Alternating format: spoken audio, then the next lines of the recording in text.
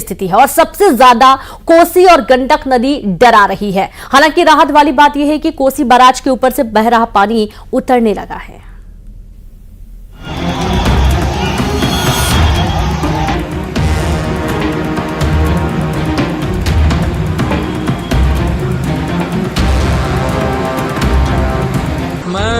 बिरजान गांव 70 पंचायत नवहट्टा प्रखंड सहरसा जिले के नवहट्टा प्रखंड से ये वीडियो सामने आया है, जिसमें मनोज नाम का व्यक्ति कांपती आवाज में मदद मांग रहा है। सोशल मीडिया पर बिहार में जल प्रलय के कई ऐसे खौफनाक वीडियो सामने आ रहे हैं। सबसे ज्यादा डरा रही है बिहार का शाप कही जाने वाली कोसी। शासन प्रशासन से गुहार लगाए कि यहाँ के लोग जान बचाने के लिए कृपया किसी भी तरह का सहायता पहुंचा करके बिरजान के लोगों का जान बचाया जाए। शनिवार को कोसी पानी कोसी बैराज के ऊपर तक पहुंच गया था। रिपोर्ट के मुताबिक 56 साल बाद कोसी में इतना पानी देखा जा रहा है, जो उत्तर बिहार के कई जिलों को डुबा सकता है। ये वीडियो उस समय का है जब कोसी बैराज के सभी 56 फाटक खोल दिए गए।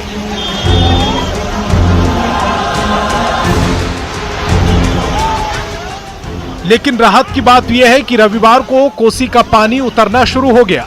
सुबह 5 बजे तक कोसी बैराज से 6,61,295 क्यूसेक पानी डिस्चार्ज हो रहा था, जो रविवार शाम 5 बजे तक घटकर 3,57,410 क्यूसेक रह गया। लेकिन न्यूज़ 18 पहला ऐसा चैनल है जो कोसी के बैराज के ऊपर खड़ा है उसके बाद से, और यहाँ से एक्सक्लूसिव तस्वीरें हम आपको दिखाते हैं। ये जरा देखिए, कोसी का ये बैराज है और पानी जो है कल शाम तक जहाँ इसके ऊपर से बह रहा था, आज कितना नीचे गया है। पानी कम जरूर हुआ, लेकिन पानी की रफ्तार बहुत तेज है, जिसे देखने के लिए लोगों का हुजूम उमड़ पड़ा।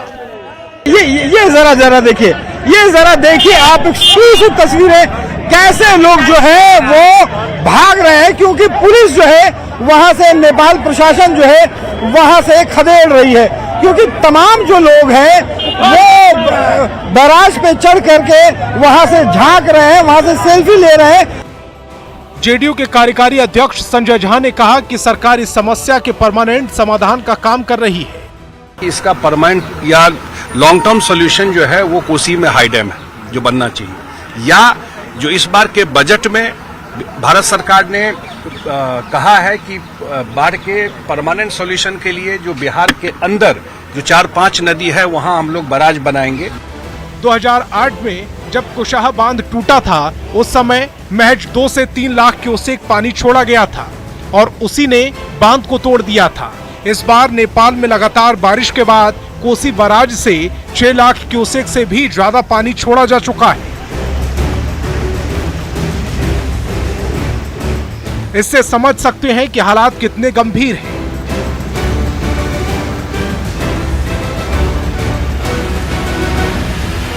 न्यूज़ 18 के लिए सुपौल से रवि एस नारायण और अमित झा के साथ दिल्ली से अमितेश सिंह की रिपोर्ट।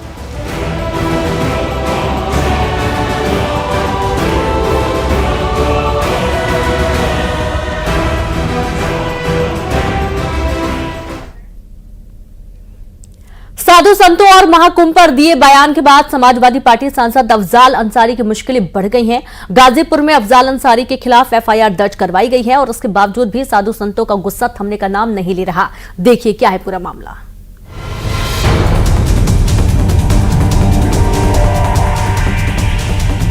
माफिया मुख्तार के भाई और समाजवादी पार्टी से गाजीपुर के सांसद अफजाल अंसारी एक बार फिर मुश्किलों में घिर चुके हैं, क्योंकि साधु संतों और महाकुंभ पर जो उन्होंने सवाल उठाए, गांजा को लेकर जो आपत्तिजनक बयान दिए, उस पर गाजीपुर पुलिस ने केस दर्ज किया है।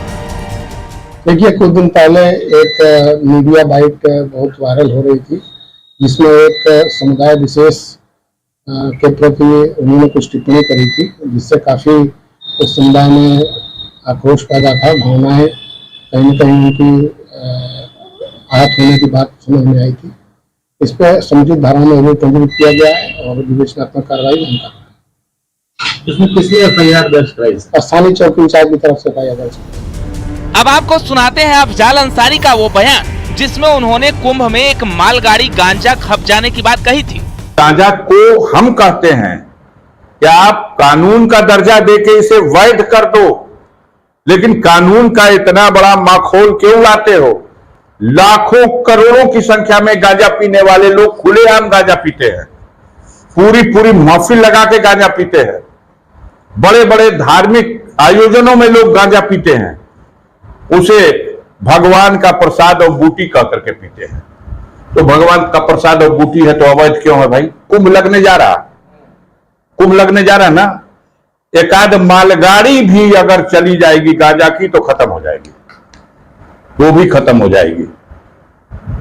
कानून बनाइए तो उसका सम्मान कीजिए उस रास्ते से, और या तो उसको छूट प्रदान करिए। हमारी मांग है कि बहुत सारे साधु संत महात्मा और बहुत सारे समाज के लोग गांजा बड़ा शौक से पीते हैं। अफजाल के इसी बयान के खिलाफ गाजीपुर में एफआईआर दर्ज की गई है, लेकिन केस दर्ज होने के बाद भी साधु संतों का गुस्सा कम नहीं हुआ है। संतों का कहना है कि समाजवादी पार्टी की प्रवृत्ति ही ऐसी है, संतों के स्वाभिमान पर आक्रमण करना ठीक नहीं। बोलने के पहले सोचिए, एक मालगाड़ी गांजा भेज दीजिए, हम कहेंगे बड़ा 100 गाड़ी बांस भेज दीजिए पाकिस्तान। ये कोई खाता है? स्वाभिमान पर आक्रमण करना ठीक नहीं। समाज के स्वाभिमान पर आक्रमण कतई बर्दाश्त नहीं होगा। मर्यादित भाषा बोले, पूरे समाज को यह काम अपमानित करना महिला में। वहीं अफजाल के बयान पर उनके धुर विरोधी माने जाने वाले अशोक सिंह ने प्रतिक्रिया दी है। अशोक सिंह के भाई समेत 3 लोगों की हत्या का आरोप अफजाल के भाई यानी मुख्तार अंसारी पर था। उन्होंने कहा कि हिंदुओं के आशीर्वाद से अफजाल सांसद बने और अब हिंदुओं को ही गाली दे रहे हैं। यह लोग आतंकवादियों के मजारों पर जाने वाले हैं, पूरा खानदान बाबर के मजार पर जाकर पूजा करने वाला है। इन लोगों को तो यह मजाक दिखेगा ही दिखेगा। और हिंदू समाज को जब वोट लेना रहता है तो नाटक करके कोई मंदिर जाता है, कोई शर्ट के ऊपर से जनेऊ पहन कर जाता है, और जब समय बीत जाता है, काम निकल जाता है, फिर इसी समाज को, इसी सनातन को ये लोग गाली देते हैं। गंजेड़ी ज्ञान पर सांसद अफजाल मुश्किल में फंस गए।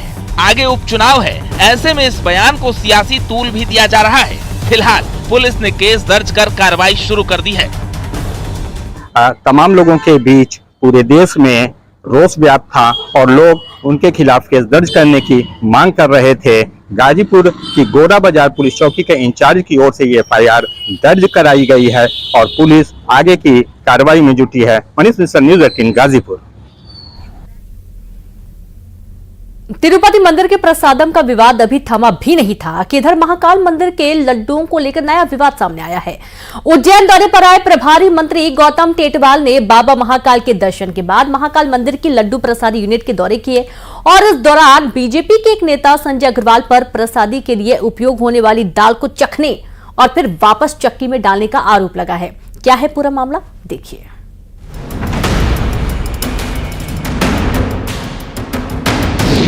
प्रसाद पर बवाल, बीजेपी नेता पर सवाल।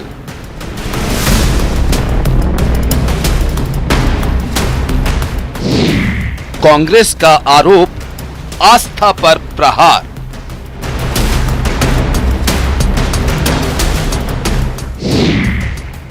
वीडियो वायरल, सियासत तेज।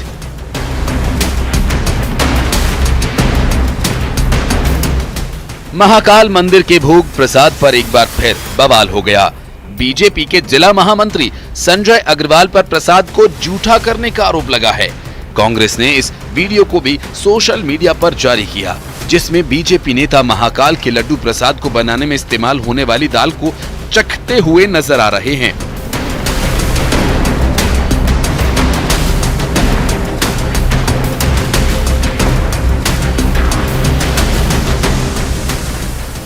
बताया जाता है कि बीजेपी नेता संजय अग्रवाल मंत्री गौतम टेटवाल के साथ लड्डू प्रसादी यूनिट का निरीक्षण कर रहे थे। कांग्रेस ने बीजेपी नेता पर श्रद्धालुओं की आस्था को ठेस पहुंचाने का आरोप लगाया है और कहा कि दाल की क्वालिटी चेक करने के नाम पर चक्की में डालते समय चखना और बची दाल को वापस चक्की में फेंक देना बेहद शर्मनाक है।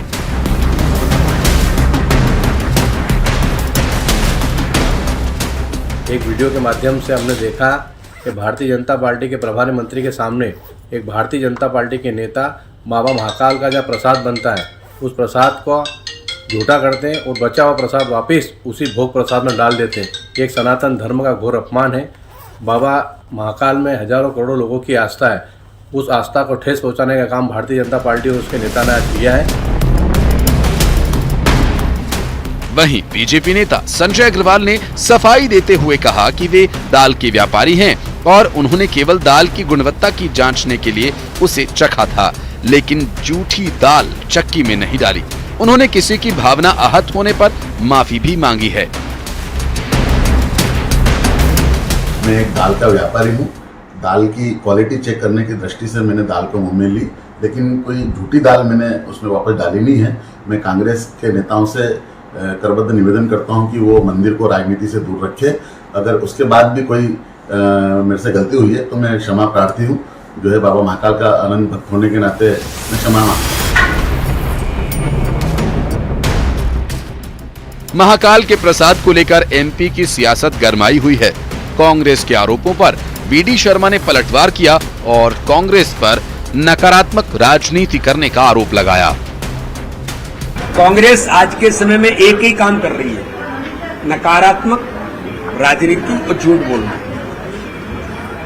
कौन ने क्या किया है, यहाँ कानून है, यहाँ व्यवस्थाएं हैं। हमारी सरकार, हमारा संगठन व्यवस्था और पद्धति के तहत काम करता है। वहीं इस पूरे मामले ने श्रद्धालुओं के बीच आस्था और राजनीति का मुद्दा गरमा दिया है। प्रसाद के मुद्दे पर कांग्रेस और बीजेपी के बीच तीखी बहस जारी है। बीजेपी नेता संजय अग्रवाल ने इस मामले पर माफी भी मांग ली है। Bureau report, news 18।